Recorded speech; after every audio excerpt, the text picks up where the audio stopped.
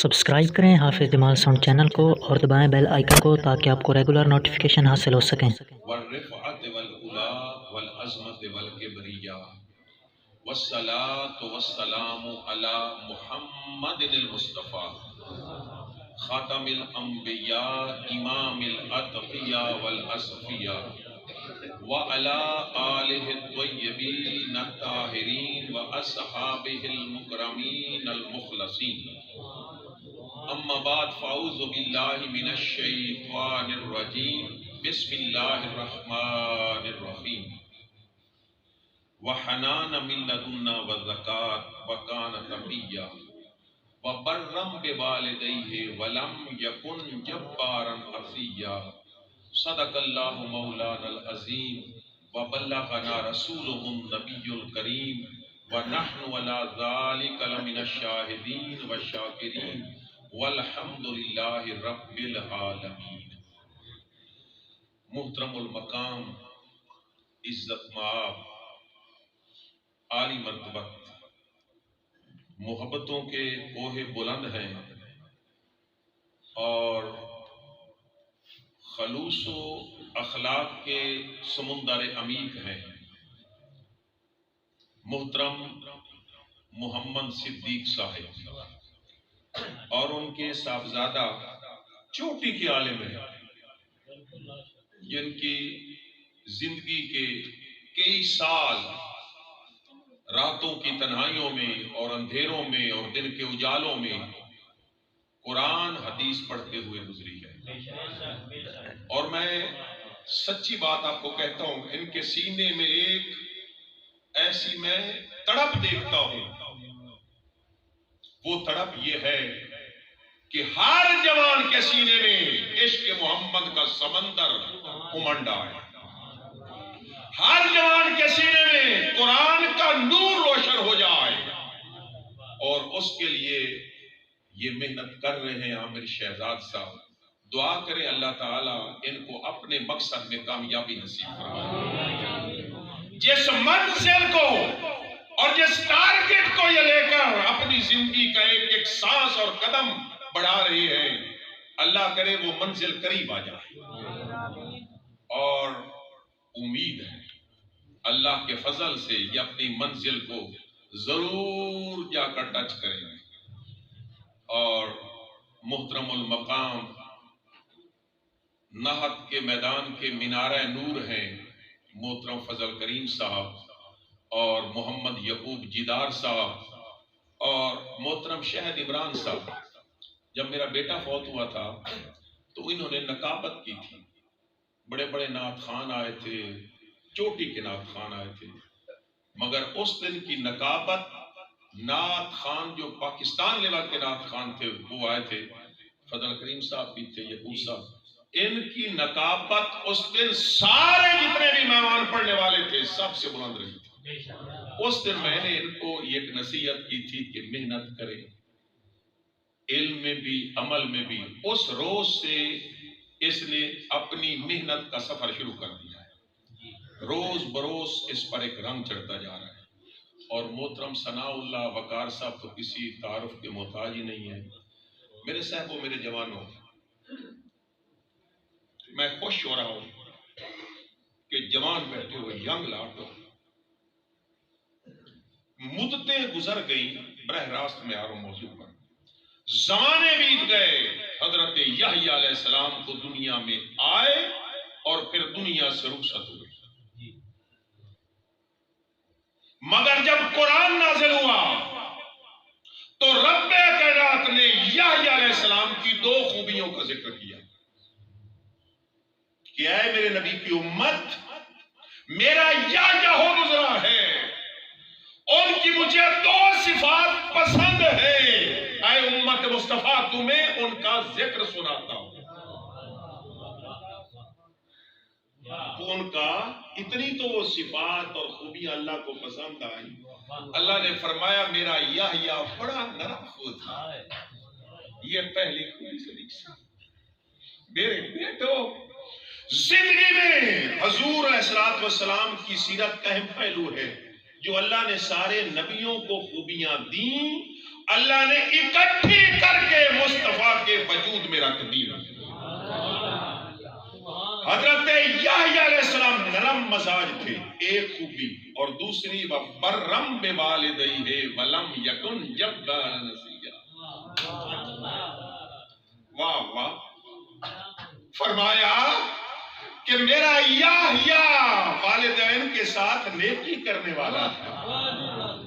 اے میرے محبوب کا کلمہ پڑھنے والوں، میرے مصطفیٰ کے دیوانوں، اللہ چاہتا ہے کہ میرے محمد کی امتیوں میں یہ دو خوبیاں زیادہ اجاگر رہیں. دل میں نرمی رکھیں. انتقام کا میرے بیٹو آدھی رات ہو گئی ہے، تمہیں سمجھو نصیحتیں کر کے جا رہا ہوں. میرے بیٹو الجھنوں میں نہ پڑو، تفرقے بازی میں نہ پڑو. بس ادب اور پیار مصطفیٰ جس کے سینے میں ہے اس کا بیڑا پار ہے. اور ادب اور پیار اس وقت کارآمد ہے جب حضور کی سیرت کو بھی اپنایا جائے. ایک سیرت کا اہم پہلو جوانوں، آدھی رات کو جاگنے والوں، نرم گداز بستروں کو چھوڑ کر اپنی آنکھوں سے نیند کو دور کر کے اللہ کے گھر میں اللہ کے مہمان بن کر بیٹھنے والوں، یہ نصیحت کیے جا رہا ہوں، آپ بھی اپنی زندگی میں نرم خوئی لے کر آئیں، گفتگو میں نرم بن جائیں، اپنے افعال و کردار میں نرم بن جائیں، معاملات میں نرم بن جائیں، گھر میں بھی نرمی کا مظاہرہ کریں، گلی میں چلتے ہوئے بھی نرم رہیں، بازاروں میں بھی نرم رہیں. تیرے نبی کی سیرت کا اہم پہلو ہے. حضور علیہ السلام کبھی غصہ میں نہیں آیا کرتے تھے. یہ باتیں سن رہے ہو؟ غصے میں زندگی بھر نہیں آنا. غصہ آ گئے، جب غصہ آتا ہے تو غصہ شعور پر، عقل پر، فہم پر غالب آ جاتا ہے، آگ ہے جلا کر رکھ دیتا ہے. سمجھ ختم ہو جاتی ہے. اب دیکھیے آپ کے پاس پسٹل ہے، ریفل ہے، اور آپ نے اس ریفل کے ٹریگر پر، گھوڑے پر یہ انگلی رکھی ہوئی ہے، پیچھے محرک ہے غصہ. کتنی دیر لگی گھوڑا دبانے میں؟ کتنی دیر لگتی ہے؟ ادھر غصے کی وجہ سے آپ نے ٹریگر کو دبا دیا، بلٹ نکلی اگلے کے سینے کو چیر کر رکھ دیا، تڑپا گیا. اب کتنے گھر تباہ ہوئے؟ وہ جس کے سینے میں گولی جا کر پیوست ہوئی وہ گھر بھی تباہ ہوا، جس نے گولی چلائی تھی وہ بھی تباہ ہوا. تمہارے وقت بلندیوں پر تھے، بس ایک لمحے کی غلطی نے، ایک لمحے کے غصہ نے تمہیں آسمانوں کی بلندیوں سے اٹھا کر پستیوں میں گرا دیا، ذلیل کر دیا. تمہیں وقتوں کے، تمہارے وقتوں کو آگ لگا دی اس غصہ نے. اب پہلا سبق یہ یاد رکھنا، کبھی غصے میں نہیں آنا. یہ یاد رہے گا جوانوں، بطور خاص جوانوں سے میں خطاب کر رہا ہوں. جوانی میں زیادہ غصہ آتا ہے، کبھی غصہ نہ کرنا. دوسرا تحمل، بردباری، حوصلہ، ٹالرنس، پیشنس یعنی برداشت کرنا. یہ حضور علیہ السلام کی سیرت کا اہم پہلو ہے. 1400 سال وقت کی اکائیوں کو سکیڑ کر طیف کے بازاروں میں چلو. 14 طبق کا سردار ہے محمد مصطفیٰ. طیف کے بازار میں ہر طرف سے پتھروں کی بارش ہو رہی ہے. اس سے بڑھ کر تحمل کی مثال میں تمہیں کیا دوں؟ جس پیغمبر کا کلمہ پڑھتے ہو اس کی سیرت کا اہم پہلو مد نظر رکھو. پتھروں کی بارش ہے، گلاب کے پھول کی پتیوں سے نازک ہے تیرے نبی کا جسم. خون بہ رہا ہے، خون بہ رہا ہے، پتھر لگتا ہے. میرے نبی نے پتھر مارنے والوں کو ایک بار بھی نہیں دیکھا. یہ دیکھیے میرا بیٹا، آپ یہ دیکھیے فطرت ہے انسان کی کہ جب چوٹ لگے، پتھر لگے تو بندہ دیکھتا ہے کس نے مارا ہے. یہ ہے کہ نہیں؟ زخم کو بعد میں دیکھتا ہے، مارنے والے کو پہلے دیکھتا ہے۔ مگر قربان جائیں، نثار جائیں محمد عربی آپ کے اخلاق پر، آپ کے تحمل پر، آپ کے حوصلہ پر، آپ کی برداشت پر۔ میرے نبی نے مارنے والوں کو ایک بار بھی نہیں دیکھا، ادھر پتھر لگتے، خون نکلتا، حضور کی نگاہیں اٹھتی مولا کی طرف، میرا اللہ قہر کی بجلی نہ کڑکا دینا، تباہی کے لیے تیرے آسمان کہیں جبڑے نہ کھول دے، میں نے ان کو معاف کر دیا، تو بھی معاف کر۔ یہ ہے تحمل اور بردباری۔ اب جب بھی آپ کو کوئی دکھ دے تو طیف کے بازار کا سفر کر لیا کرو، دیکھ لیا کرو میں مسلمان ہوں، میرے نبی نے یہ رستہ دکھایا ہے۔ برداشت کرنا، انتقام نہ لینا، غصے میں نہ آنا۔ حضور علیہ الصلوۃ والسلام ایک دیوار کے ساتھ ٹیک لگا کر بیٹھ جاتے ہیں، اور آسمانوں پر قرآن بپا ہے، آسمان کے فرشتے قطار در قطار اتر کر حضور کی بارگاہ میں حاضر ہو گئے، عرض کرتی ہے یا رسول اللہ حکم دیجئے اس طائف کی بستی کو دو پہاڑوں کے درمیان کچل کر رکھ دے، ان کی نسلوں کو تباہ کر دے۔ اب پھر دیکھیے حوصلہ محمد مصطفیٰ کا صلی اللہ علیہ وسلم۔ اب اختیار، پہلے چلو کچھ لوگ اختیار نہیں مانتے، اب اختیار تھا کہ نہیں تھا ان کو تباہ کرنے کا؟ عرض کرتے ہیں یا رسول اللہ حکم دیجئے طائف کی بستی کو دو پہاڑوں کے درمیان کچل کر رکھ دیں۔ کوئی فرشتہ کہتا حکم دیجئے، آپ کے لبوں کی حرکت کے منتظر ہیں، اس بستی کو آسمانوں کی بلندیوں پر اٹھا کر الٹا پٹخ دیں گے، ان کا نام و نشان مٹ جائے گا۔ آقا علیہ السلام فرماتے ہیں، نرمی سے فرماتے ہیں، میرے اوپر ظلم ہوتا دیکھ کر تمہارے صبر کے پیمانے لبریز ہو چکے ہوں گے، میں محمد کے صبر کا پیمانہ تو لبریز نہیں ہوا۔ یہ حضور کی سیرت ہے۔ میرے جوان بیٹو، زندگی بدلو، اخلاق حسنہ سے۔ حضور تاجدار کائنات بازار میں کھڑے ہیں، کوئی 4 کلے دا مالک نہیں، 14 طبق دا لاڈ پر ہوا۔ ایک یہودی آتا ہے، گلے میں کپڑا ڈال لیتا ہے، اب کون برداشت کرتا ہے؟ یہ بھرے بازار میں کوئی کپڑا ڈالے اور ایسے کھینچے، کپڑا ڈال کر کھینچ رہا ہے، عمر ساتھ کھڑے ہیں، عمر کی تلوار نیام سے باہر آتی ہے، اٹھتے ہوئے ہاتھوں کو، اٹھتی تلوار کو محمد مصطفیٰ روک لیتے ہیں، پوچھتے ہیں کہ یہ عمل تو کیوں کر رہا ہے؟ کہتا ہے قرضہ لینا ہے، حالانکہ 2 دن گزرے تھے قرضہ لیے ہوئے، اور وعدہ تھا مہینے 2 مہینے کا۔ کوئی قبیلے کے لوگ آئے تھے، انہوں نے کچھ مال مانگا، حضور علیہ السلام کے پاس ظاہری طور پر نہیں تھا تو قرضہ لے کر ان کی مدد کر دی۔ یہ بھی سنت مصطفیٰ، قرضہ لیا، اس یہودی سے لیا، اور مہینے 2 مہینے کا وعدہ تھا، وہ دوسرے دن ہی آ گئے، اور بھرے بازار میں میرے نبی کے گلے میں کپڑا ڈال کر کھینچ رہا ہے۔ عمر سے برداشت نہیں ہوتا، حضور عمر کا ہاتھ پکڑتے، رہنے دو، کوئی ہے اس کا قرضہ میری طرف سے ادا کر دے۔ ایک شخص آگے بڑھا، یا رسول اللہ میں قرضہ آپ کی طرف سے ادا کرتا ہوں۔ قرضہ ادا ہوا، وہ یہودی نڈھال ہو کر مصطفیٰ کے قدموں پر گر پڑا، عرض کرنے لگا آج میں قرضہ لینے کی نیت سے آپ کے گلے میں کپڑا نہیں ڈالا، میں نے تورات میں پڑھا ہے محمد مصطفیٰ اخلاق کے اعلیٰ پیکر ہیں، تحمل والے ہیں، بردبار والے ہیں، حوصلے والے ہیں، برداشت کرنے والے ہیں، غصے میں آنے والے نہیں ہیں۔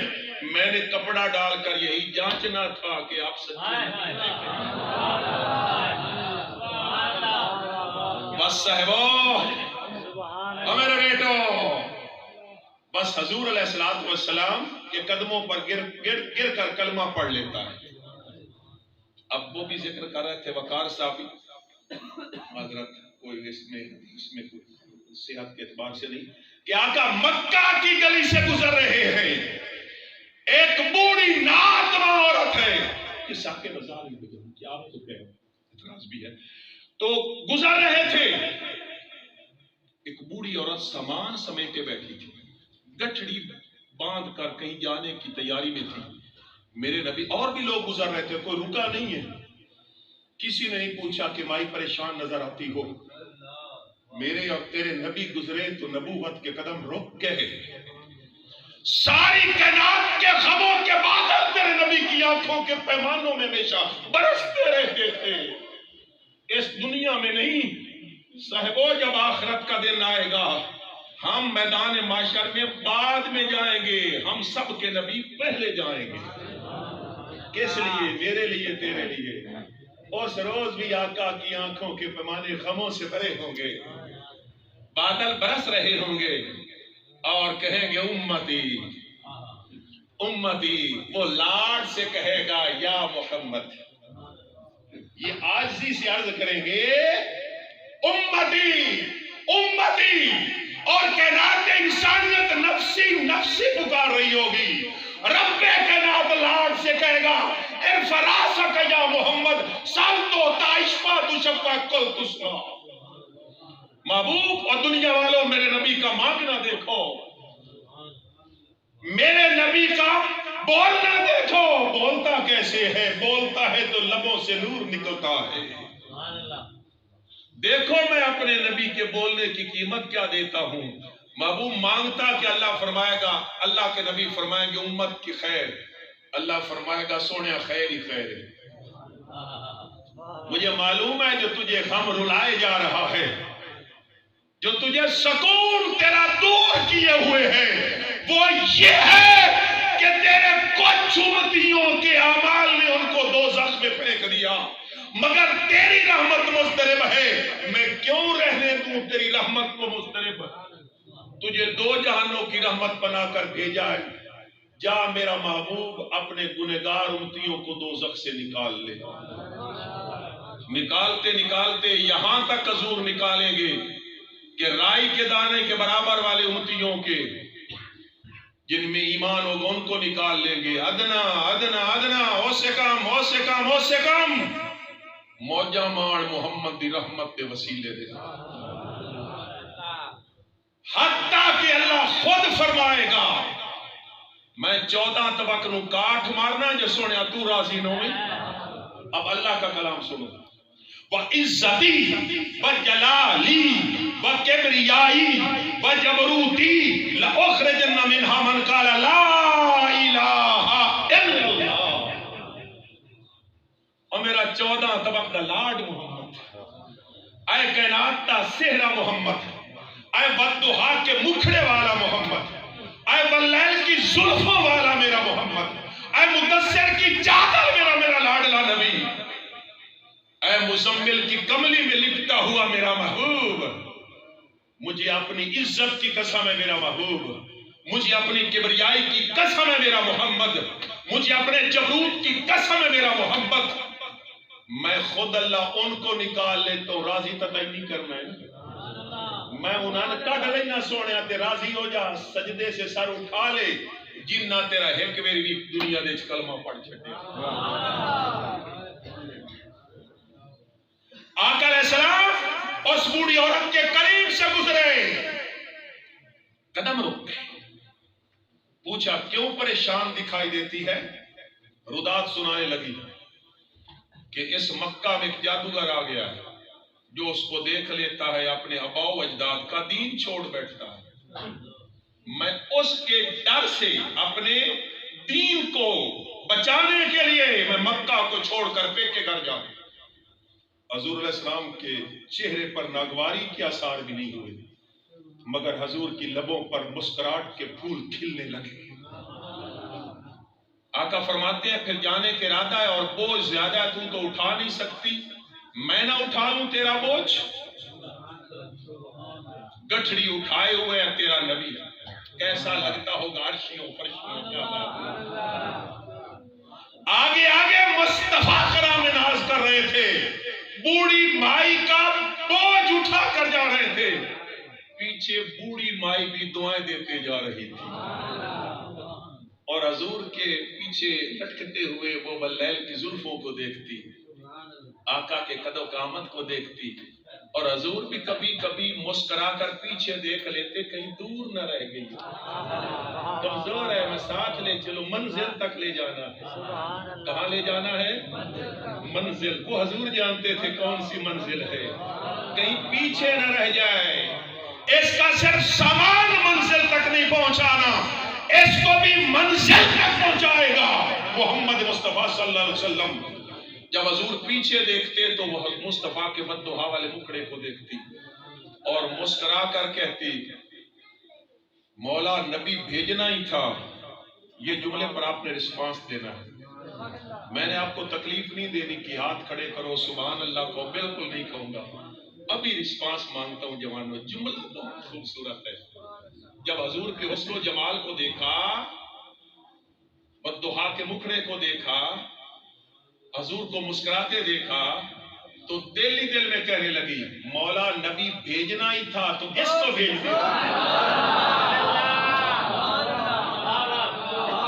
نبی بھیجنا ہی ضرور تھا، اس کو بھیجتا۔ منزل آ گئی، حضور تاجدار کائنات نے سر سے گٹھڑی نیچے رکھ دی، واپس پلٹنے لگے، اس نے دامن پکڑ لیا۔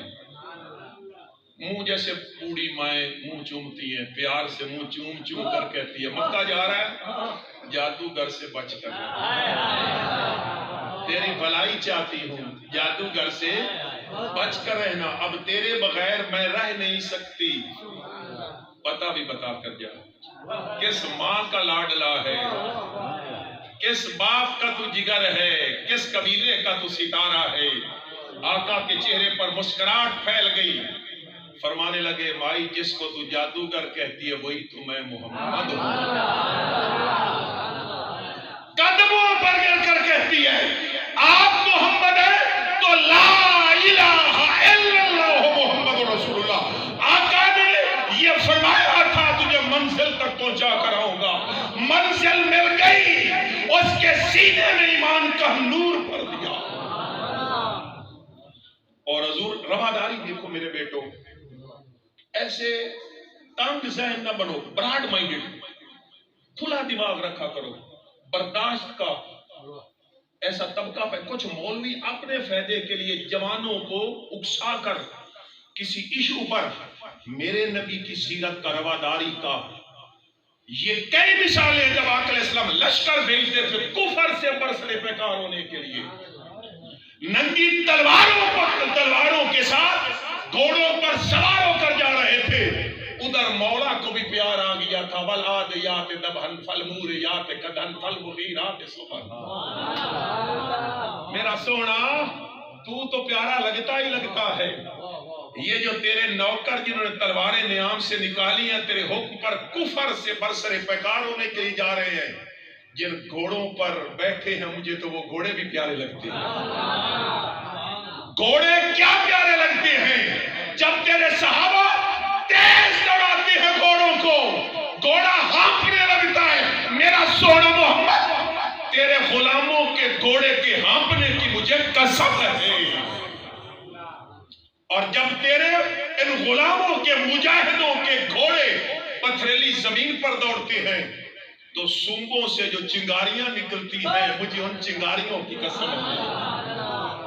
جب صبح کے دھندل کے چھٹ رہے ہوتے ہیں اور تیری آواز پر لبیک کہتے ہوئے گھروں سے گھوڑوں پر سوار ہو کر نکلتے ہیں، زمین پر شبنم بچھی ہوتی ہے، اور تیرے غلام جب گھوڑے کو دوڑاتے ہیں تو سنگوں سے، جو میں اردو کا لفظ بھی نہیں بولتا، پنجابی میں بہت سونا لفظ ہے، محبوب تیرے غلاموں کے گھوڑوں کے سنگوں سے جو دھوڑ اٹھتی ہے مجھے اس دھوڑ کی قسم ہے۔ وہ مجاہد جا رہے تھے، میرے آقا کہتے ہیں ٹھہرو، تمہیں کچھ پیغام دینا ہے، کفر کے ساتھ لڑنے کے لیے جا رہے ہو، کسی کی فصل میں سے نہیں گزرنا۔ یہ اسلام ہے، اسلام خون خار درندہ نہیں ہے۔ بلا ہو اختلاف سو کریں، بلا ہو اس صدی میں ڈاکٹر محمد طاہر القادری کا، جو اسلام پر یہ ایک دھبا لگا دیا گیا تھا کہ یہ خون خار درندے ہیں، اس نے 600 صفوں پر فتویٰ لکھا، اسلام امن کا دین ہے، اسلام محبت کا دین ہے، اسلام پیار کا دین ہے، اسلام گلے لگانے والا ہے، اپنوں کو بھی غیروں کو بھی، اسلام چیوٹیوں کو بھی حقوق بتانے آیا ہے۔ آقا فرماتے ہیں کسی کی فصل کو تباہ نہیں کرنا، کوئی پھلدار درخت دیکھ کر اس کے پھلوں کو نہیں توڑنا، کسی کافر کی عبادت گاہ کو نقصان نہیں پہنچانا، آگ نہیں لگانا۔ جیسے میرے زمانے کے مولوی انہوں نے دہشت گرد بنا دیا ہے، چرچوں کو آگ لگائی جا رہی ہے۔ میرے آقا فرماتے ہیں تلواریں نیام میں رکھنا، کسی عبادت گاہ کو نقصان نہیں پہنچانا، کسی مذہب کے عالم راہب کو تکلیف نہیں دینی، کسی عورت کو قتل نہیں کرنا، جس کے ہاتھ میں ہتھیار نہ اسے قتل نہیں کرنا، کسی بچے کو قتل نہیں کرنا۔ یہ حضور نصیحتیں کر کے اپنے قافلے کو روانہ کرتے تھے۔